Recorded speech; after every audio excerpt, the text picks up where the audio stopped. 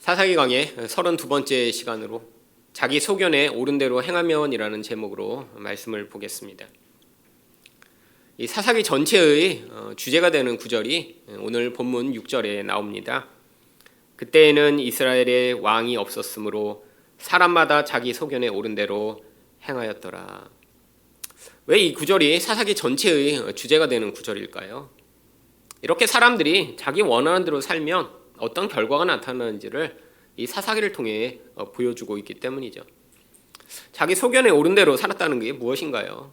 어떤 기준이 없이 내 마음이 시키는 대로, 내가 원하는 대로 결정하고 선택했다라고 하는 것입니다. 근데 도대체 왕이 없었던 것과 자기 소견에 원하는 대로 산 것은 무슨 관련이 있는 것이죠? 왕이 있었다면 이 왕이 무엇을 해야 될지 하지 말아야 될지 그 왕의 권위로 그것들을 제시할 것이고요. 또한 그것들을 어기는 자에게는 또한 엄한 징벌을 내렸겠죠. 근데 왕이 없어서 어떤 것을 어기도 아무런 제재가 없는 상황이 되니까 사람들은 다 자기 원하는 대로 살고 그 결과가 이 사사기 마지막 부분에 나오듯 아주 참혹한 결과가 나타났던 것입니다. 사실 이 사사기 17장부터 21장은 이 사사가 등장하지 않고 이스라엘 백성들이 어떤 삶을 살았는지를 전격적으로 보여주고 있습니다. 근데 그 내용을 보면 사실 어린아이들과 같이 성경을 읽기도 민망한 장면들이 많이 나오죠. 도적질, 또 사람들의 이런 탈취, 첩을 데려다가 사람들이 또 능욕하고 강간하는 일, 또 그 죽은 이 첩의 시체를 여러 토막으로 토막내 사람들에게 또 알리는 일, 또 그리고 민족끼리 서로 죽이고 죽이는 일, 나중에 또 다른 사람들의 그런 처녀들을 납치해다가 또 자기들의 필요를 채우는 일, 도대체 한 민족 안에서 이스라엘 내에서 일어날 수 없는 그런 일들이 이 17장에서 21장 사이에 잔혹한 일들이 기록되고 있습니다. 근데 이 모든 내용은 사실 이 세상에서 지금 벌어지고 있는 내용과 조금도 다르지 않습니다. 세상에서도 지금도 늘 도적질이 성행하고 우상 숭배, 축첩, 집단 강간, 전쟁, 살육, 납치, 사실 이 세상에서 벌어지고 있는 이 모든 일들 또한 이 사사기에서 보여주면서 만일에 하나님 백성 가운데도 하나님의 통치가 없다면 어떤 모습으로 우리가 살아갈 수밖에 없는가를 보여주고 있는 것이죠. 그렇다면 오늘 말씀을 통해 자기 소견에 옳은 대로 행하면 어떻게 되는가를 살펴보고자 하는데요. 첫 번째로 욕망과 두려움에 지배당하게 됩니다. 1절 말씀입니다. 에브라임 산지에 미가라 이름하는 사람이 있더니. 오늘 본문은 이 미가와 이 미가의 어머니 사이에 벌어진 일을 다루고 있습니다. 이 미가라고 하는 이름은 사실 굉장히 좋은 이름입니다. 그 뜻이 여호와가 같은 분이 어디 계신가라고 하는 뜻이죠. 다른 말로 얘기하면 우리 하나님이 온 세상에서 가장 위대하고 훌륭하시다라고 하는 이름입니다. 이름으로만 보면 이 미가는 정말 하나님을 자랑하고 하나님만을 의존하고 우리 하나님이 이 세상에서 누구보다 강하시다라는 사실을 선포하고 살아야 하는 이름이죠. 근데 안타깝게도 이 미가의 삶은 그렇지 않습니다. 바로 이 미가의 삶에서 가장 먼저 드러나는 일이 바로 2절 상반절에 있는 이런 사건입니다. 그의 어머니에게 이르되 어머니께서 은 1,100을 잃어버리셨으므로. 여러분, 이 미가의 어머니가 은 1,100세겔이라고 하는 큰 돈을 지금 분실한 상황이죠. 이 1,100세겔은 엄청나게 많은 분량입니다. 당시에 노동자가 4일 정도를 열심히 일하면 은 1세겔 정도를 받았다라고 해요. 그래서 계산을 해보니까 이 은 1,100세겔 정도면 지금 노동자가 한 15년 정도를 일해야 벌 수 있는 돈이에요. 여러분, 연봉이 한 3, 4천 정도 된다라고 하면 15년이면 수억 원에 해당하는 돈이죠. 이 미가의 어머니는 아주 큰 부자였을 것입니다. 그런데 집안에 그 은을 다 가지고 있었는데 무슨 일이 벌어졌나요? 바로 이 돈을 다 잃어버렸던 것이죠. 이 돈을 잃어버리고 어떻게 했냐면 바로 그 일이 2절 중반절에 나옵니다. 저주하시고 내 귀에도 말씀하셨더니 보소서 그 은이 내게 있나이다. 내가 그것을 가졌나이다 하니. 아니, 도둑놈이 누군가 보니까 이 미가 그 아들이었어요. 근데 왜 갑자기 자기가 돈을 훔쳤다고 엄마한테 고백하고 있는 거죠? 이 어머니가 돈을 잃어버리고 너무 화가 나서 막 저주를 퍼부은 거예요. 여러분, 이 고대에는 이 저주를 사람들이 진짜 일어난다라고 생각을 했습니다. 지금이야 누가 이렇게 저주를 해도 사람들이 그걸 진짜 믿지 않죠. 왜냐하면 신이 정말 있다라고 믿는 사람들이 세상에서는 별로 없고요. 또 교회 다니는 사람들도 그런 저주를 했다고 해서 그게 이루어지지 않는다라고 하는 사실쯤은 다 알고 있습니다. 근데 고대에는 그렇지 않았어요. 여러분, 이 미가가 그 많은 돈을 훔쳤는데 엄마가 저주했다고 해서 그걸 다 고백하고 다시 한다는 것, 이것도 얼마나 웃긴 일인가요? 근데 그 돈에 대한 욕망보다 이 저주를 받아서 내가 앞으로 이런 무서운 일이 벌어질 게 더 크니까 결국 그 돈에 대한 욕심을 포기하고 이 두려움 때문에 이 사실을 고백한 것이죠. 여러분, 이 엄마가 얼마나 심하게 저주를 했으면 이랬을까요? 이 성경에도 보면 이런 저주들이 기록되어 있는 이런 시편이 있습니다. 근데 단순히 이 도둑질한 놈 하나님 망하게 해주시고 이 정도가 아니에요. 이 저주의 시편을 보면 정말 이게 일어나면 안 될 것처럼 너무 그 한 사람뿐 아니라 그 가정과 가문과 미래까지 완전히 파괴하는 그런 저주를 합니다. 시편에 나온 대표적 저주의 시가 시편 109편인데 109편 8절에서 11절까지만 한번 보도록 하겠습니다. 그의 연수를 짧게 하시며 빨리 죽게 해달라는 거예요. 그의 직분을 타인이 빼앗게 하시며 하는 일 없이 백수가 되게 해달라는 기도고요. 그의 자녀는 고아가 되고 그의 아내는 과부가 되며, 아빠가 빨리 죽으니 애들은 고아가 되고 아내는 과부가 되겠죠. 그의 자녀들은 유리하며 구걸하고 그들이 황폐한 집을 떠나 빌어먹게 하소서. 다 거지가 되게 해달라는 그런 간구죠. 고리대금하는 자가 그의 소리를 다 빼앗게 하시며 그가 수고한 것을 낯선 사람이 탈취하게 하시며 가지고 있던 모든 재산을 가족들이 하나도 갖지 못하게 다 빼앗기도록 만들어 달라라고 하는 기도죠.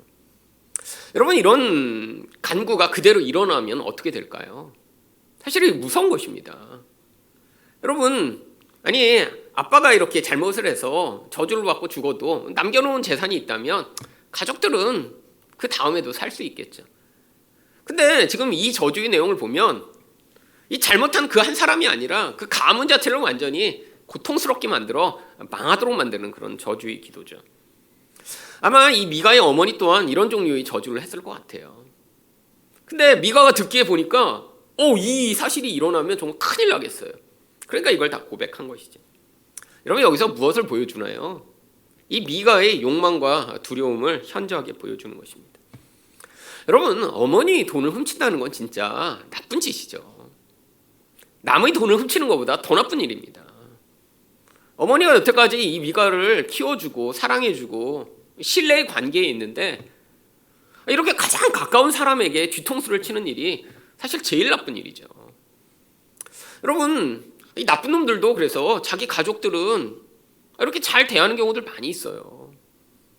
깡패들도 자기 자식 사랑하고, 이런 깡패짓 하는 놈들도 내 부모를 존경한다고 하고.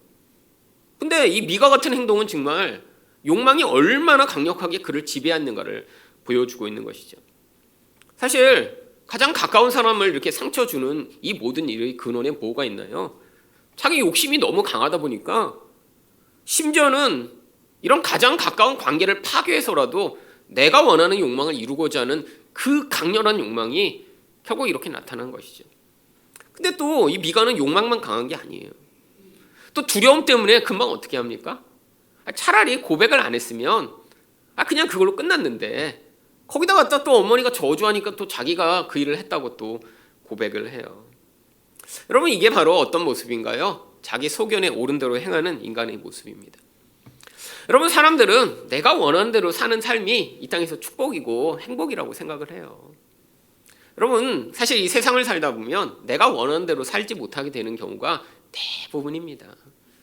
여러분, 뭐 하나 결정하려고 해도 얼마나 많은 사람들의 눈치와 상황을 다 살펴야 돼요. 여러분, 요즘 결혼한 남편들 보면 사실 결혼하기 전에 내가 혼자 살 때는 내 마음대로 했어요. 내가 원하는 대로 게임하고 내가 원하는 대로 뭐 밤 늦게 들어오고 내가 원하는 대로 돈 쓰고. 근데 결혼해서 살면서도 그런 삶을 살 수가 없잖아요. 뭐 하나 물건 살려고 그래도 남의 눈치 봐야 되잖아요. 이번 주에 신문을 보니까 여러분 재벌 기업 어떤 회장이 뭐 인스타 같은 거를 뭐 맨날 자기 글을 올리나 봐요.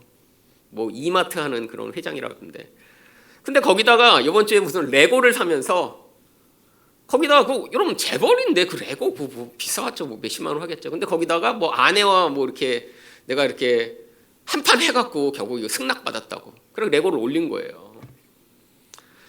여러분 재벌 회장인데도 자꾸 레고를 사니까 안에서 아내가 자꾸 뭐라고 했겠죠. 그러니까 그거 요것만 샀게, 딱 하나만 샀게 새해 신상인데 이거 안 사면 안 돼. 결국 싸워서 자기 했다고 그거 너무 자랑스럽게 여기다 레고 사진이랑 올렸다고 그게 신문에 났더라고요. 여러분 재벌이 이런데 일반 사람들은 마음대로 살 수 있겠어요? 여러분 그게 인생입니다. 근데 자기 욕망을 자꾸 주장하고 살면 어떻게 돼요? 문제가 발생하죠. 여러분 인생에서 내가 원하는 대로 살 수 있는 인생은 없어요. 여러분 이게 인생의 한계인데 우리는 어떻게 생각하냐면 내가 원하는 대로 인생을 사는 게 축복이라고 생각을 합니다. 여러분 그래서 예를 들면 내가 아무 책임도 지지 않아요. 아무 다른 사람이 눈치도 보지 않고 내가 원하는 대로 산다고 생각을 해보세요. 이게 정말 축복이고 정말 행복일까요?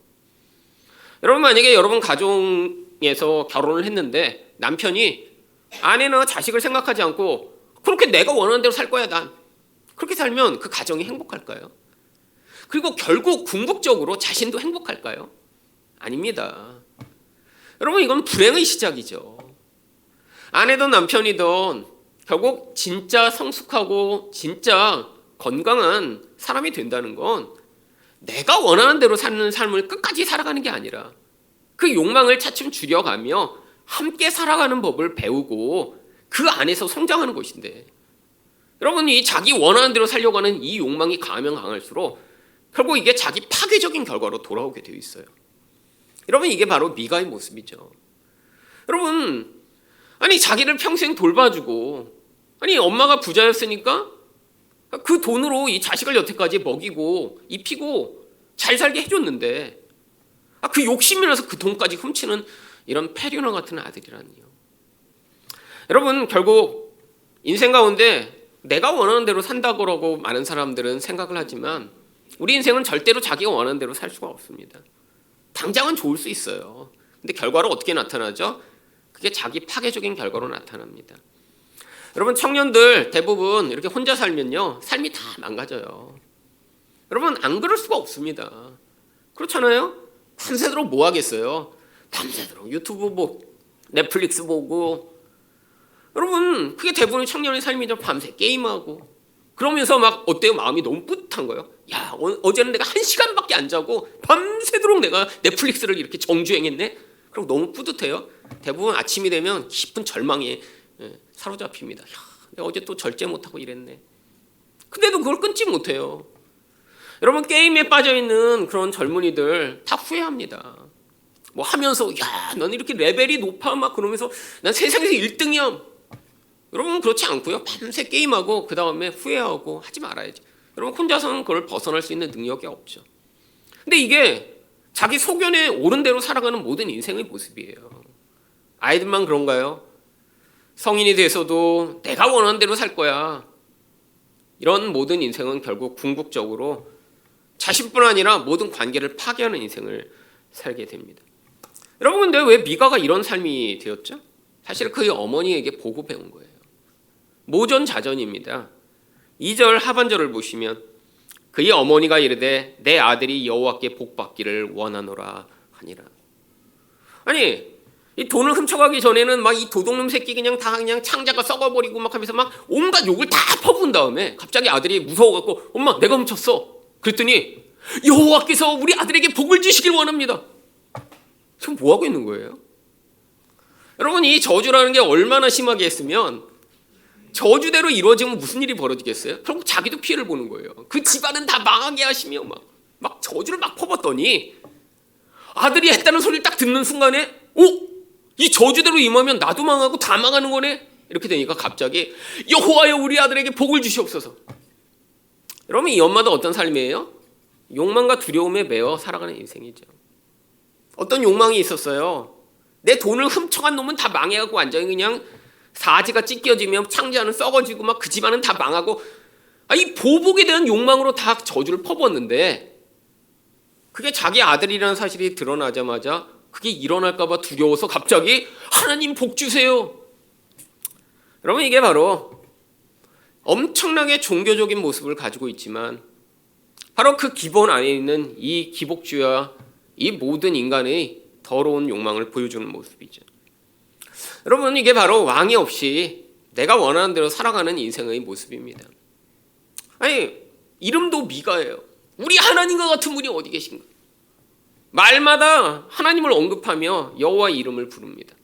아무 소용없어요. 여러분 본능 안에서 본질 안에서 이 욕망과 두려움이 지배하는 인생을 살아가게 되면 인간은 반드시 종교성을 가지면 가질수록 더 깊은 기복주의에 빠지게 됩니다. 여러분 이게 기본이에요. 처음부터 복음을 알아 그 하나님의 은혜와 예수 그리스도의 십자가에 깊이 감동하여 그 은혜에 따라 걸어가는 인생은 사실은 없습니다. 인간이 기본적 종교성을 가지게 되는 가장 기본 안에서는 바로 이 지점에서 시작하는 것이죠. 근데 문제가 뭐죠? 여기에 계속 머물러 있는 것이 문제인 것이죠. 여러분 복음을 들어야 합니다. 그래서 바른 복음을 듣지 못하면 이 기복주의적 신앙관에 그대로 머물러 있다가는 인생 가운데 반드시 그게 좌절하고 하나님과 관계가 깨지게 되는 순간이 와요. 여러분들이 이제까지 그런 어떤 좌절의 경험을 하나님과의 관계에서 했다면 그건 굉장히 긍정적인 것입니다. 왜요? 아니 우리는 기본적으로 다 이런 기복적인 나의 욕망을 위해 하나님이 필요해서 예수를 믿었는데 하나님이 여러분 인생 가운데 개입해 오셔서 그 어린아이와 같은 신앙에서 이제 성숙할수록 개입해 오신 것이죠. 근데 이런 경험이 없어요. 여전히 하나님을 향해서도 교회도 열심히 다니고 신앙생활도 열심히 하는 것 같은데 본질 안에서 이 욕망과 두려움에 기반한 그런 반응으로 늘 하나님과도 관계를 맺고 있다면 이거는 지금 심각한 상황인 것이죠. 얼마 전에 사실은 저희 집에서 저희 아들이 저희 마루에서 이제 스피커폰으로 친구랑 통화를 하더라고요. 근데 그래서 이제 자기 친구랑 이렇게 누워서 거기 마루에 앉아갖고 이런저런 얘기를 하다가 갑자기 그 스피커폰에서 그 친구의 어머니가 갑자기 전화를 바꾸시는 거예요. 그랬더니 아무개야 고마워 그러고 그래서 갑자기 귀가 쫑긋했어요. 왜 그 집 어머니가 왜 우리 아들한테 전화를 하지? 그래갖고 이제 방에서 이렇게 귀를 기울이고 듣고 있는데 고맙다고 그러고 막 그렇게 하시는 거예요. 그래서 무슨 고마운 일을 했길래 그 남의 집 어머니가 우리 아들을 바꿔서 그러나. 그래서 끝나고 보니까 저희 아들 친구랑 이렇게 얘기를 하다 보니까 그 친구가 원래 교회를 다니고 있는 애인데 교회를 안 다니기 시작한 거예요. 왜 안 다니나 보니까 어떤 시험을 보거나 그러는데 기도를 열심히 한 거예요. 하나님 이번 시험에서 공부 잘하게 해주세요. 그래서 열심히 기도를 했는데 망친 거예요. 그러니까 내가 기도해도 안 들어주는 이런 하나님 그래서 그때부터 교회를 안 나가기 시작했대요. 근데 그래도 저희 아들이 저희 교회 오래 다녔잖아요. 그럼 그 얘기를 듣고 얘기를 해준 거예요. 그렇게 하나님 믿으면 안 돼. 우리 하나님은 그렇게 기도 하나 해준다고 그거 들어주는 그런 네 욕망을 이루어주는 그런 거는 우상이야. 우리 하나님은 너희 궁극적인 목적을 위해 인생에 개입하시는데 그거 시험 하나 안 들어주시고 그랬다고 교회 안 가고 그러면 안 되고 신앙을 바로 가지라고. 그랬더니 또 그 얘기를 듣고 교회를 나갔다는 거예요. 그러니까 어머니가 너 교회 가야 되는데 말을 안 듣다가 친구가 가라고 그랬더니 교회 가라고 그랬다고. 그래서 교회를 다니기 시작하니까 엄마가 너무 고맙다고 그때 전화를 바꿔서 해주고 그 다음 주에 만났을 때 또 밥을 사주셨더라고요. 여러분 참 제가 보면서 너무 그때 감사했습니다. 왜 감사한 줄 아세요? 저도 30대가 돼서야 하나님이 어떠신 분이신지 그때 깨달았거든요. 그때까지 왜 이렇게 인생이 힘들었나 보면 우리 하나님을 내가 잘못 알고 있으니까 뭐가 안 될 때마다 하나님 이거 해주세요 이거 해주세요 하는데 그게 안 돼. 그럼 어떻게 된 줄 알아요? 야 하나님이 나쁜 하나님 아니야? 아니면 나만 안 사랑하시나? 그때마다 신앙이 막 급 강화하는 거예요. 그러다가 또 너무 절실해서 우리 하나님을 찾아요. 그래서 열심히 찾다가 또 어느 순간에 필요한 게 생겨서 하나님 도와주세요 도와주시는데 그게 이루어지지 않아. 그럼 또 급강하. 여러분 제가 하나님을 바로 만나게 되기까지 그 과정을 얼마나 많이 지속했는지 몰라요. 아니 누군가 미리 저에게 하나님 그렇게 믿으면 안 돼. 아니 네 욕망과 네 두려움 때문에 믿는 그 하나님은 그건 하나님이 아니라 우상이야 라고 얘기를 해줬다면 저도 일찍 받아들였을 수 있는데 아무도 그 얘기를 해준 사람이 없는 거예요. 아니 근데 이제 고등학생인데 그거를 지금 깨달았다.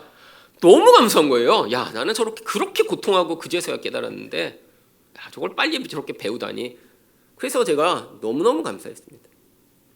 여러분 사실 우리 본질이 다 똑같은 자리에 시작해요. 근데 복음을 들으면 그 방황과 고통에서 빨리 벗어날 수 있죠. 여러분 정말 지금 하나님을 바로 믿고 계신가요?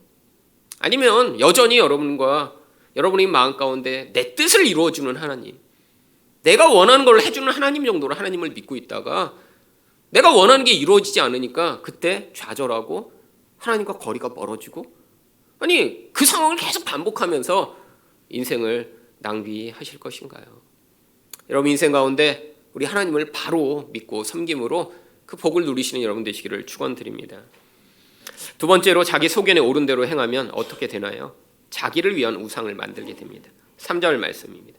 미가가 은 1,100을 그의 어머니에게 도로 주매 그의 어머니가 이르되 내가 내 아들을 위하여 한 신상을 새기며 한 신상을 부어 만들기 위해 내 손에서 이 은을 여호와께 거룩히 드리노라.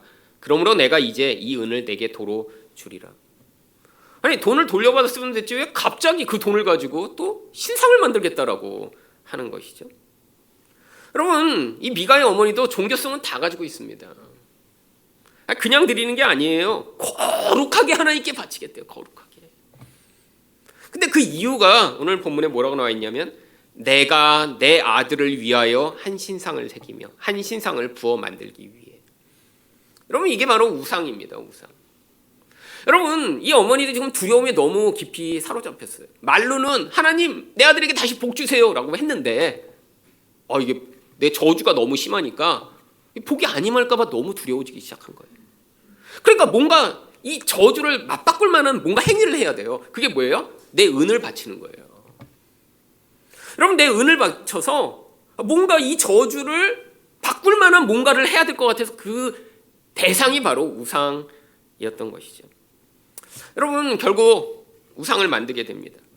근데 이렇게 하나님 이름을 막 부르고 막 우리 하나님 복 주세요. 하나님을 위해 거룩하게 바치겠습니다. 근데 하나님이 제일 싫어하시는 게 뭐죠? 우상 만드는 거예요.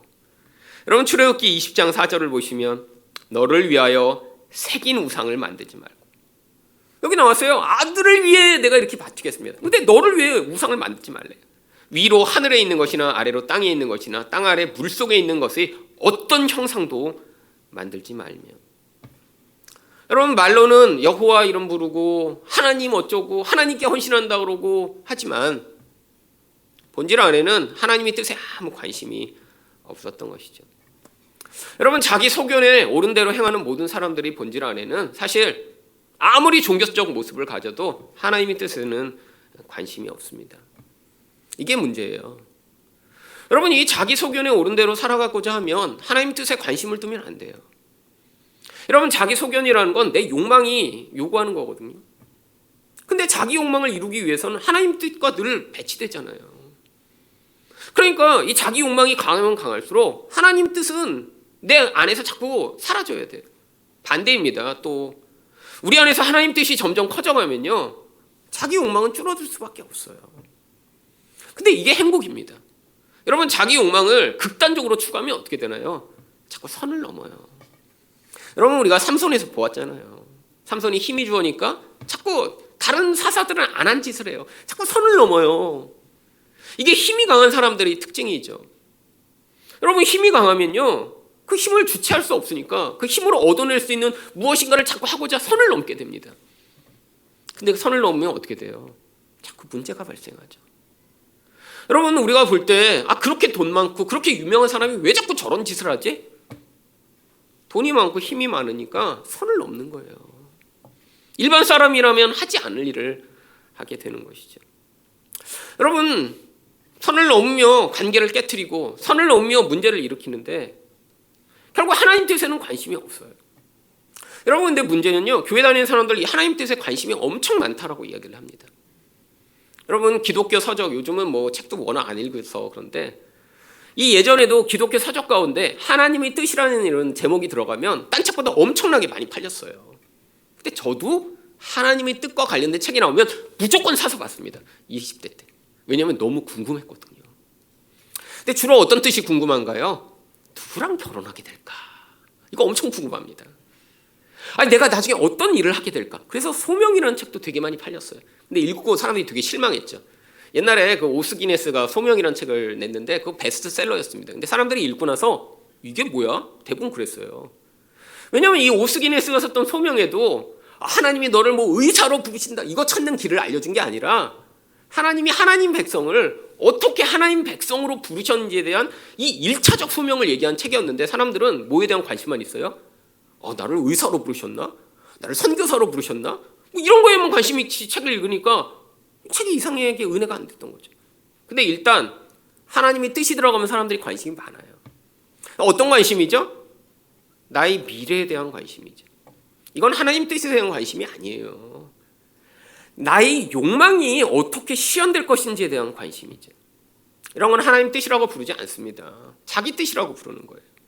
여러분, 하나님 뜻은 우리가 누구랑 결혼하는 것보다 사실은 이 결혼을 통해 그 사람이 어떻게 거룩하게 변화되는가에 하나님 뜻이 있어요. 그러니까 하나님이 누구랑 결혼할지 알려주시지 않습니다. 여러분, 누군가 결혼할지 미리 알려주신다면 우리는 어떤 사람과 결혼하고 싶을까요? 내가 문제가 없고 내 인생이 더욱 풍요하며 행복해질 사람과만 결혼하고 싶겠죠.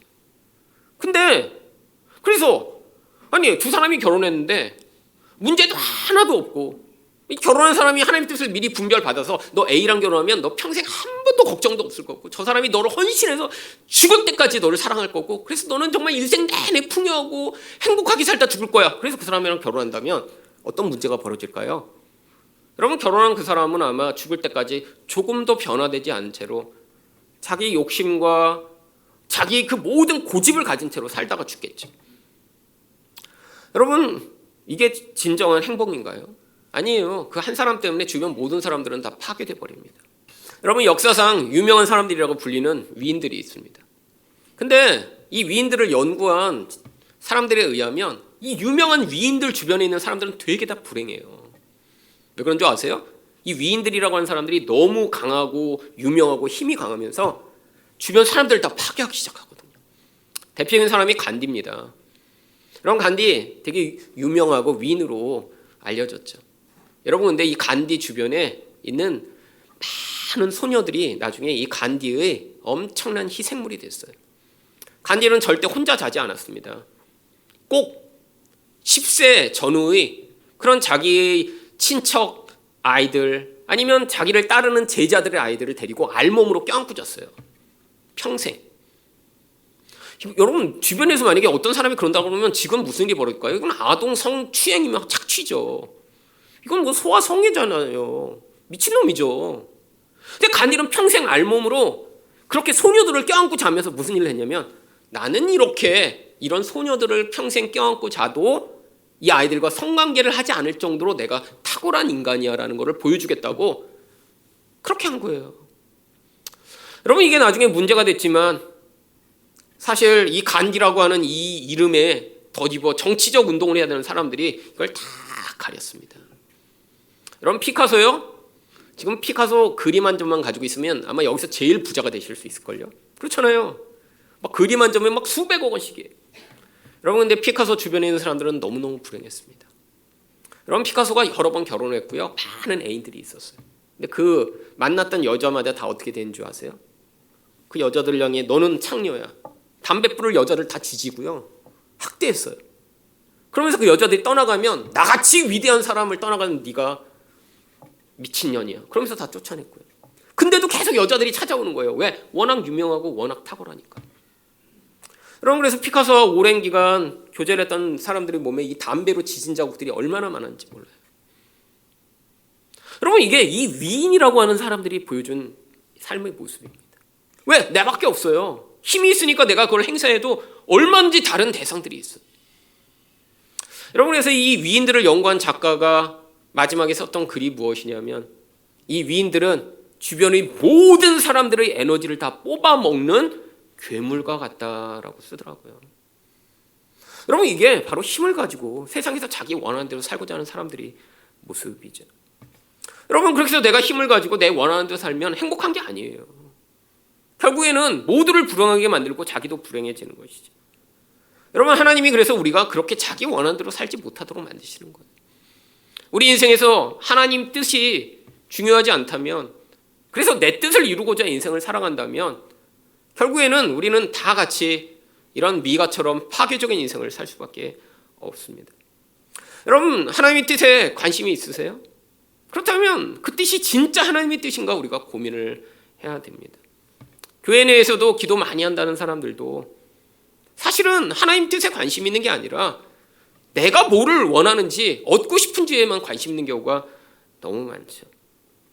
제가 오래되었지만 20대 때 만났던 한 커플이 어제 설교를 준비하면서 기억이 나더라고요.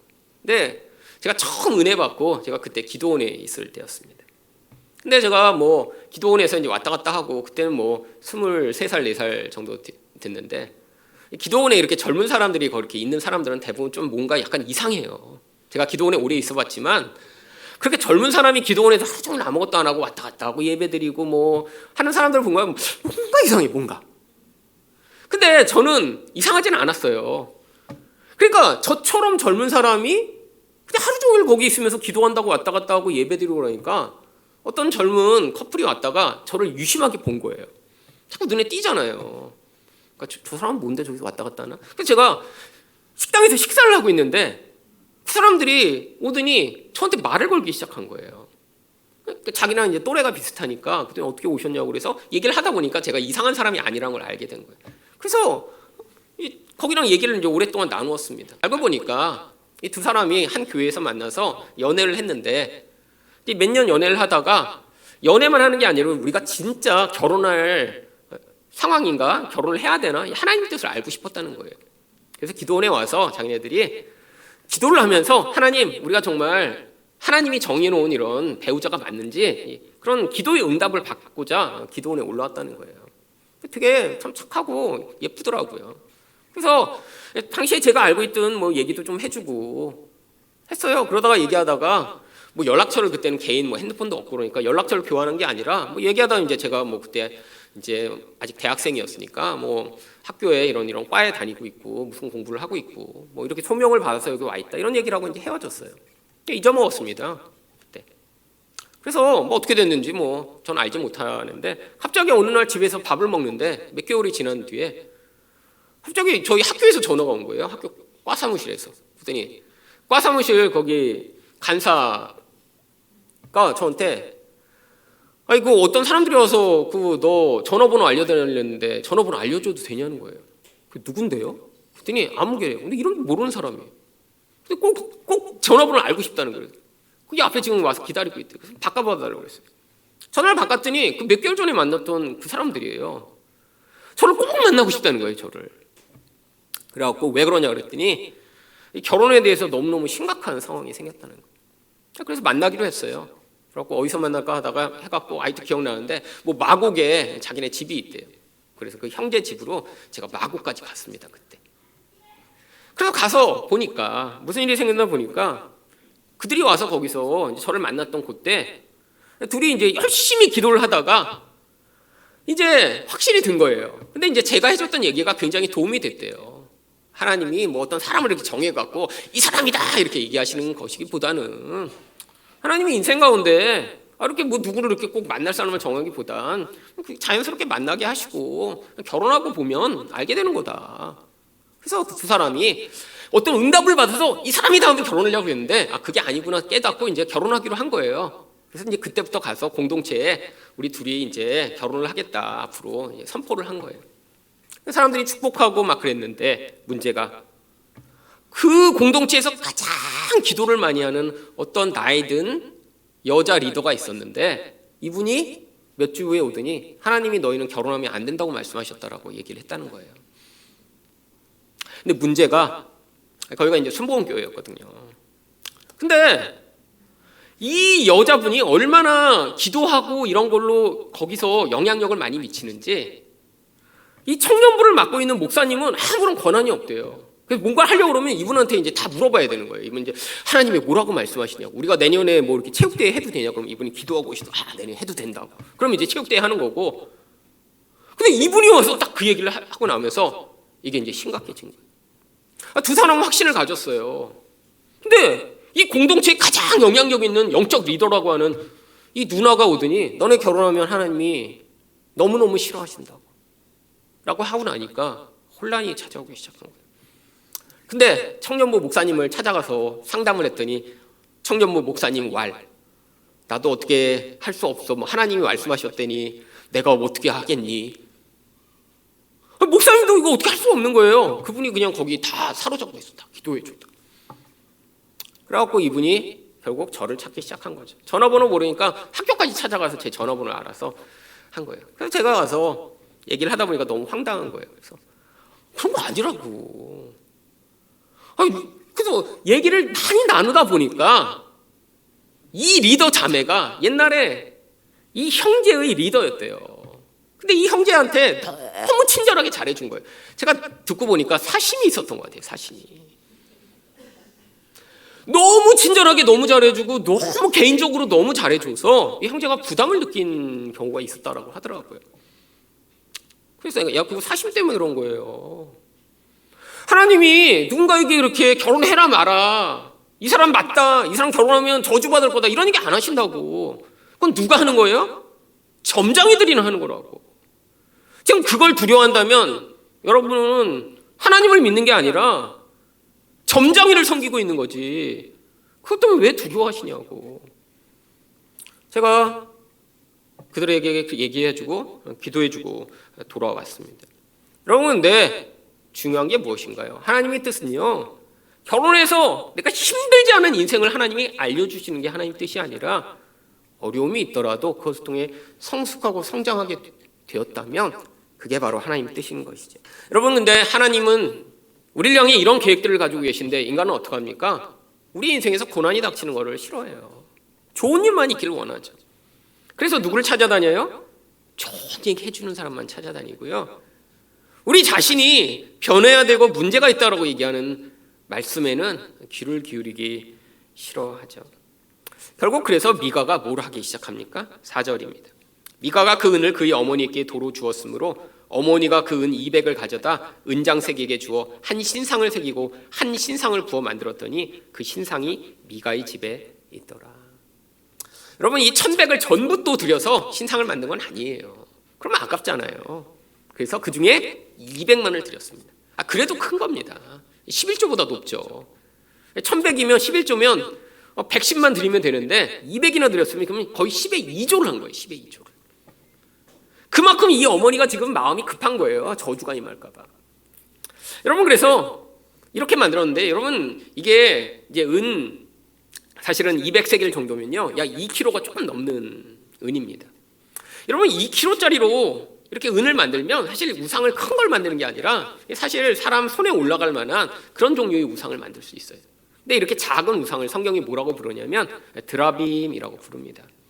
사실 드라빔을 만든 거예요. 그래서 5절을 보시면 그 사람 미가에게 신당이 있으므로 그가 에봇과 드라빔을 만들고 한 아들을 세워 그의 제사장으로 삼았더라. 작은 우상을 만들었죠. 근데 이미 집에 뭐가 있어요? 신당도 다 갖춰놨어요. 에봇은 제사장이 입는 옷입니다. 근데 왜 자기 아들을 제사장으로 삼을까요? 바로 아들이어야 내가 원하는 것을 답을 주고 내가 원하는 인도를 받을 수 있으니까요. 여러분, 이게 바로 인간이 우상 숭배를 하는 이유입니다. 내가 원하는 대로 하고자 하는 거예요. 신이라는 존재를 믿어도 그 신이 내가 원하는 것을 인도해 주는 신이라면 내가 따를 만하다라고 생각하는 것이죠. 여러분, 지금도 많은 사람들이 하나님을 이렇게 우상처럼 섬기는 사람들이 있습니다. 하나님을 어떻게 섬기는 거예요? 사실 램프의 요정처럼 섬기는 거죠. 내가 원할 때 정성을 보이면 그 신이 내가 원하는 것들을 이루어지기를 바랍니다. 여러분, 근데 하나님을 이렇게 섬기면 어떻게 되나요? 결국 관계가 깨어지게 됩니다. 여러분, 이 미가가 하나님이 참된 구원받은 백성인지 아닌지는 알 수가 없어요. 근데 우리 인생이 만약에 참된 하나님의 구원받은 백성이라면, 여러분, 이런 방식으로 계속해서 신앙이 유지되고 있다면 반드시 인생 가운데 큰 문제가 발생하기 시작합니다.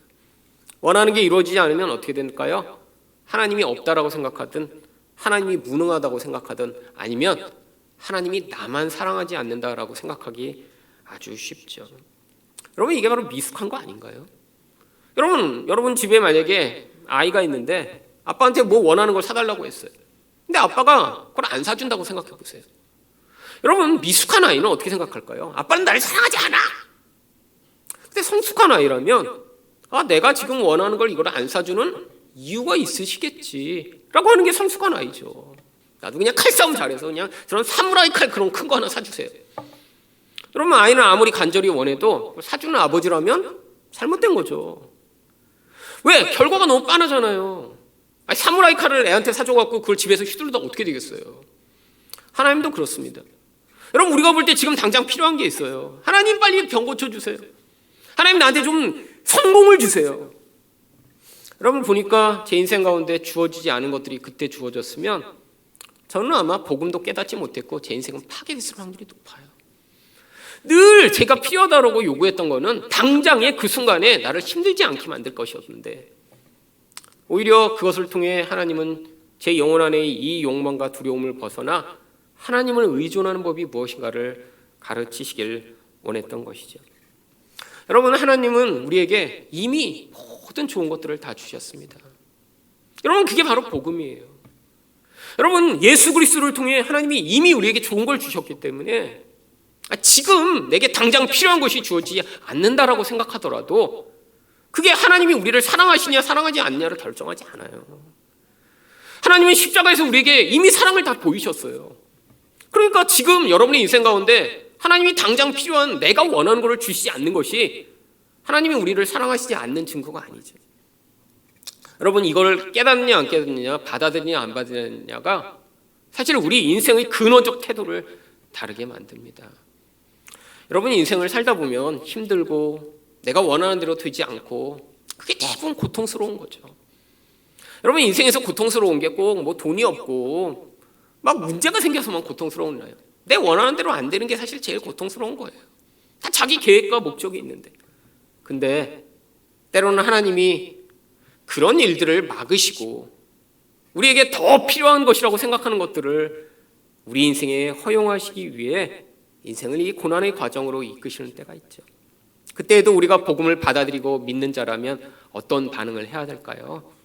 내가 원하는 것들을 내려놓고 하나님이 이 인생을 통해 우리에게 가르치시고 성숙케 하시는 것들을 받아들임으로 말미암아 바로 자기 소견에 옳은 대로 행하는 왕이 없는 인생으로부터 하나님의 통치를 받는 온전한 하나님의 백성으로 지어져 나가야 하는 것입니다. 새해 이런 은혜가 여러분의 인생 가운데 임하시기를 예수 이름으로 축원드립니다.